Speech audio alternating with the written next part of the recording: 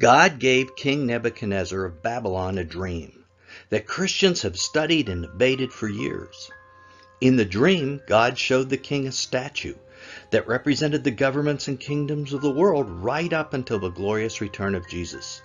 A few questions remain unanswered, however, the most salient of which is the fourth kingdom Rome, or is it the Islamic Caliphate? This dream of Nebuchadnezzar was only the first of many end-time visions God had the prophet Daniel record in his book. In chapter 7, we find the vision of the four beasts. In chapter 8, the vision of the ram and goat. Chapter 9, the 70 weeks. And in chapter 10, 11, and 12, we find the great vision. In future weeks, we will be releasing videos on all these visions. But this video is about Daniel 2 and the dream of the great statue, because it's the one all the rest are built on.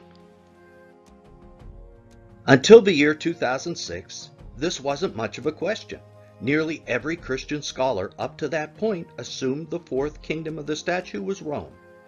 It was an open and closed case, so much so that many Bible translations of that day included section headers that claimed the fourth kingdom was Rome. Now, those words weren't found in the text. They were headings added by the translators to help the readers to, quote, understand, unquote, the text. My NASB Bible has a heading titled Rome.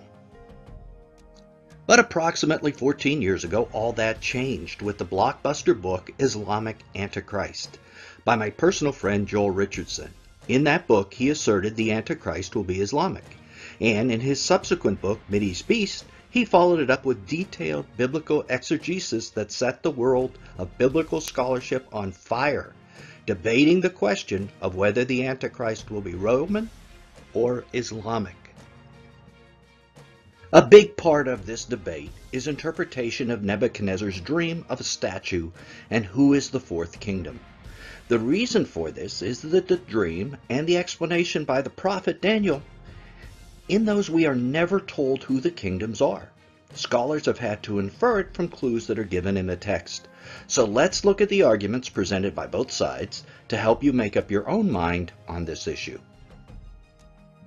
If you're not familiar with this prophecy, let's give you the 1-minute version to get you up to speed. God gave King Nebuchadnezzar of Babylon a dream, which scared the king because he knew it was a very important dream.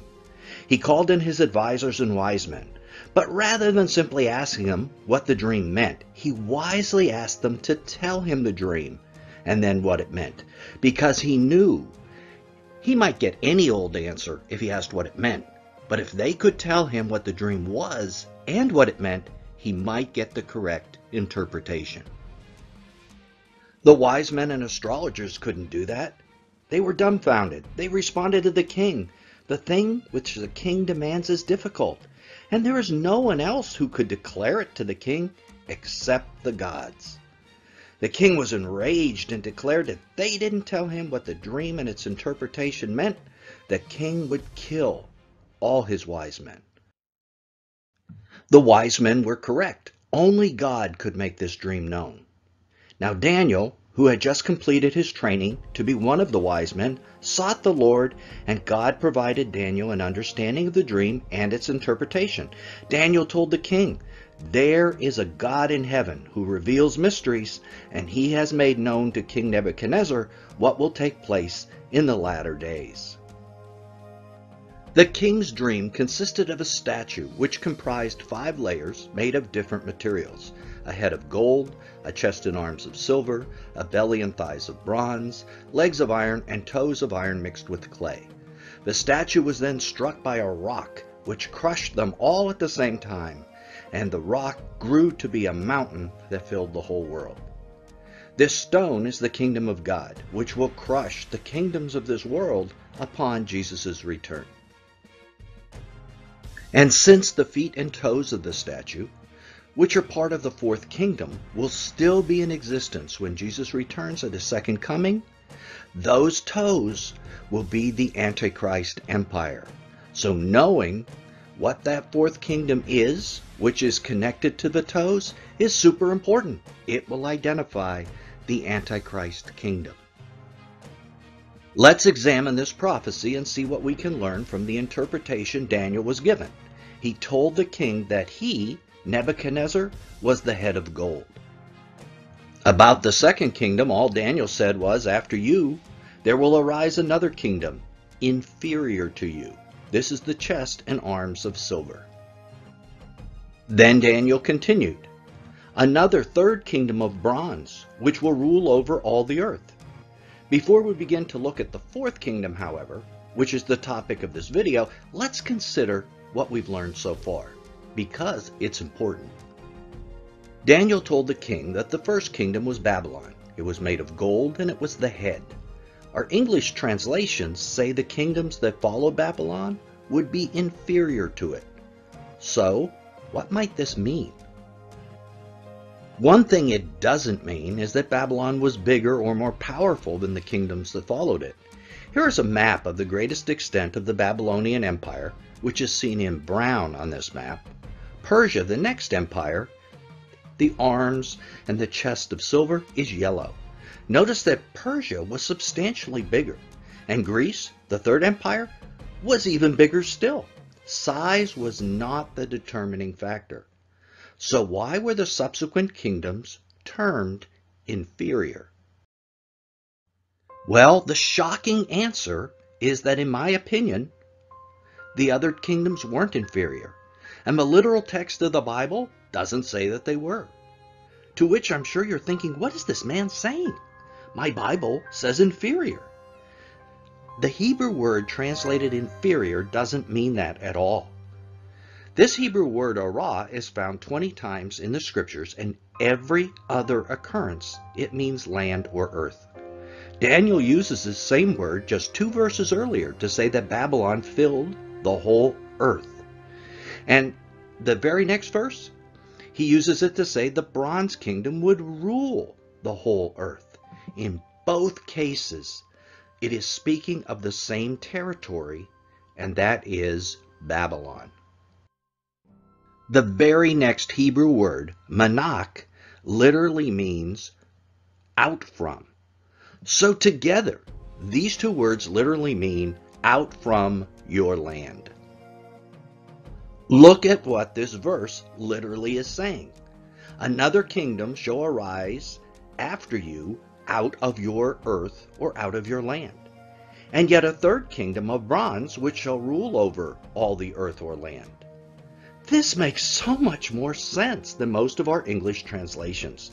The verse is talking about the land mass of Babylon and who will rule it in the future.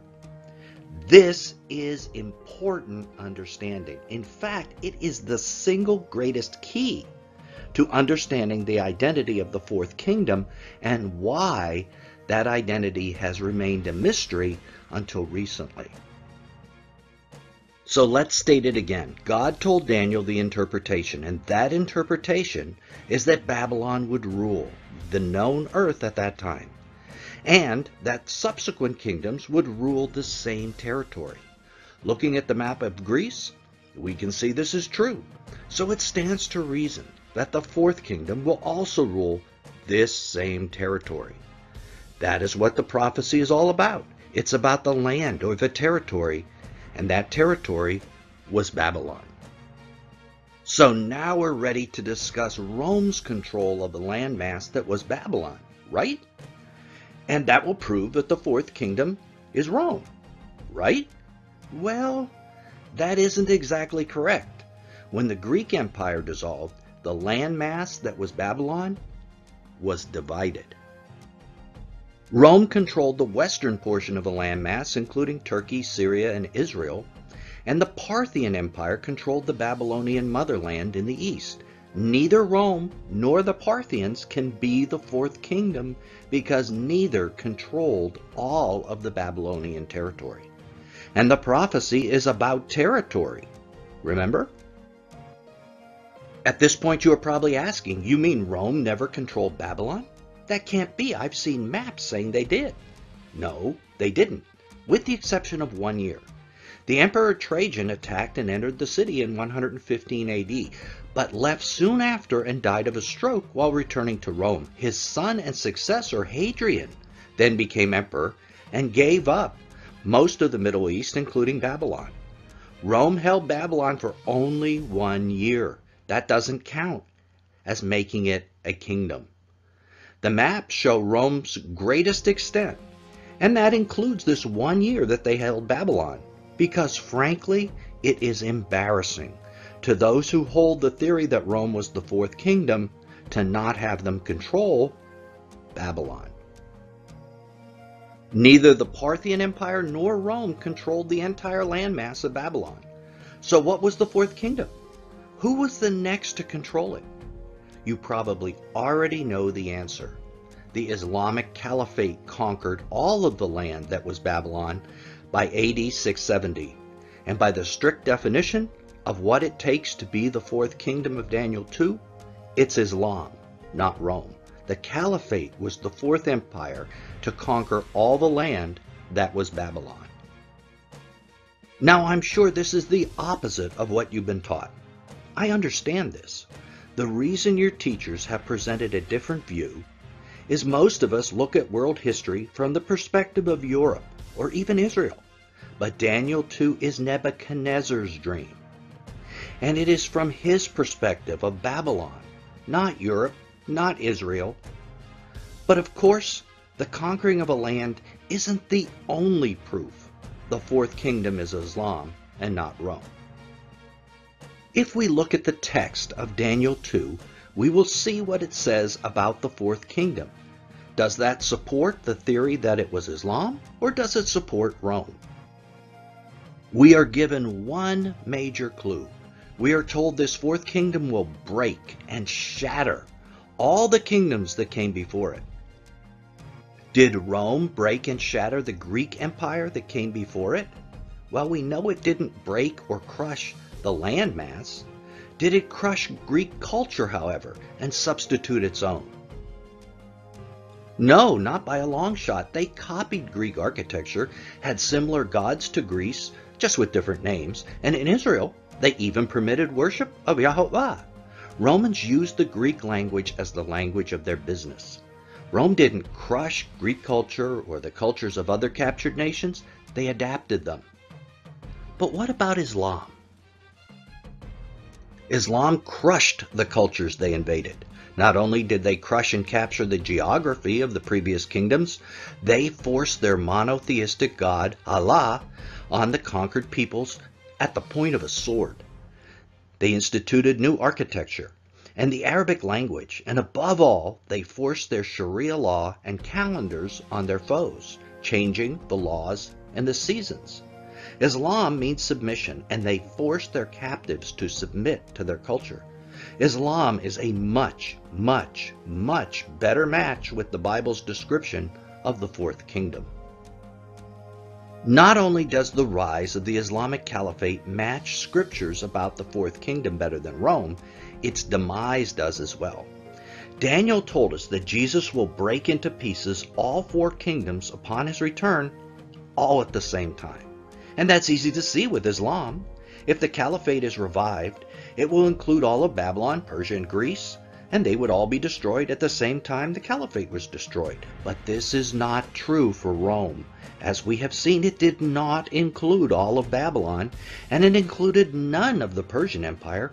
So if it is revived, it will not include those other kingdoms, and then they wouldn't be destroyed along with Rome if Rome was destroyed. In fact, honestly, there is really nothing to support Rome as the fourth kingdom. Nothing. To which you might say, wait a minute. It was the fourth kingdom in time. It came right after Greece, right? It was the fourth kingdom. 1, 2, 3, 4. Unfortunately for Rome, even this is not true. The Seleucid Empire replaced Greece, not Rome. It was the fourth in time if you count the Seleucids as a separate empire. And frankly, the Romans weren't even fifth. The Parthian Empire existed over 100 years prior to Romans. They were fifth. Rome was sixth. Let's look at the final aspect of Nebuchadnezzar's dream, the feet and toes, and see if it fits with Islam or with Rome. We are told by Daniel that the fourth kingdom will be a divided kingdom. No kingdom on earth has ever been more divided than Islam. The divide between Sunni and Shia is deeper than just land or politics. It is about which one is the proper Muslim religion. It cuts to the very soul of Islam. No divide in a revived Roman Empire could ever be as deep. Even the Bible attests to the divided and conflicting nature of the Arab peoples within themselves. In Genesis 16:11 through 12, where Ishmael and his descendants are prophesied about, they are said to have their hands against everyone and everyone's hands against them. So in every aspect we have looked at, Rome is a poor second to the Islamic Caliphate as a candidate to be the legs of iron, the fourth kingdom of Nebuchadnezzar's statue. The reason Rome has dominated, however, in Western nations' discussions is because Europeans and their descendants have been the ones having those discussions, and Rome has had a central place in the development of Europe. Additionally, a hatred for the Roman Catholic Church has also fueled this position. But if we look at the question rationally and biblically, the Islamic Caliphate is the only scripturally sound option.